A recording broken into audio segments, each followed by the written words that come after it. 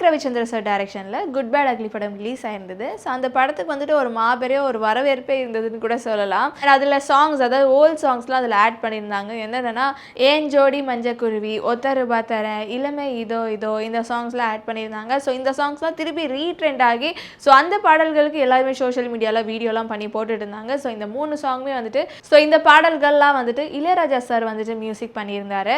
So அதனால அவரோட permission இல்லாமல் இந்த சாங்ஸை அந்த படத்தில் யூஸ் பண்ணனால கொஞ்சம் காப்பிரைட்ஸ் ப்ராப்ளம் ஆகி கொஞ்சம் இஷ்யூஸ் போயிட்டு இருந்தது. அதுக்கப்புறம் திருப்பி இந்த இஷ்யூ வந்துட்டு அப்படியே எங்கடா திடீர்னு காணாமல் போயிடுச்சுங்கிற மாதிரி தான் இருந்துட்டு திருப்பி அவ்வளோ சைலண்ட் ஆயிடுச்சு. அண்ட் அகெயின் இப்போ வந்துட்டு அந்த கேஸை திருப்பி எடுத்திருக்காங்க. ஸோ இளையராஜா சார் வந்துட்டு ஹைகோர்ட்டில் கம்ப்ளைண்ட் கொடுத்துருக்காங்க தட் ஏன் சாங்ஸ் யூஸ் பண்ணியிருக்காங்க அப்படின்ட்டு காப்பிரைட்ஸ் ப்ராப்ளம் ஆச்சு. ஸோ கொஞ்ச நாள் வந்துட்டு டைம் கொடுத்துருந்தாங்க. ஸோ அந்த டைம் முடிஞ்சிடுச்சுன்னு நினைக்கிறேன். ஸோ இப்போ நெட்ஃப்ளிக்ஸில் வந்துட்டு அந்த குட் பேட் அக்லி படத்தை வந்துட்டு ரிமூவ் பண்ணிட்டாங்க இந்த காப்பிரைட்ஸ் ப்ராப்ளம்னால. ஸோ இதிலேருந்து நான் என்ன சொல்ல வரேன்னா, நம்ம ஒரு மியூசிக் டைரக்டரோட ஒரு சாங் யூஸ் பண்ணுறோம்னா முறையாக அவங்களோட பெர்மிஷன் வாங்கி ஸோ அதுக்கு என்னென்ன ஃபார்மாலிட்டிஸ் இருக்கோ அந்த ஃபார்மாலிட்டிஸ்லாம் பார்த்துட்டு அதுக்கப்புறம் நம்ம யூஸ் பண்ணோம்னா நம்மளுக்கு ஃப்யூச்சரில் வந்துட்டு எந்த ஒரு ப்ராப்ளம் வராது. அண்ட் நம்ம படமும் வந்துட்டு நல்லா ஓடும். அண்ட் அதில் வந்துட்டு இளையராஜா சாங் திருப்பி வருதுன்னா லைக் அந்த சாங்குமே லைக் எப்படி சொல்கிறது, திருப்பி வைப் பண்ணிட்டு எல்லாருமே என்ஜாய் பண்ணுவாங்க.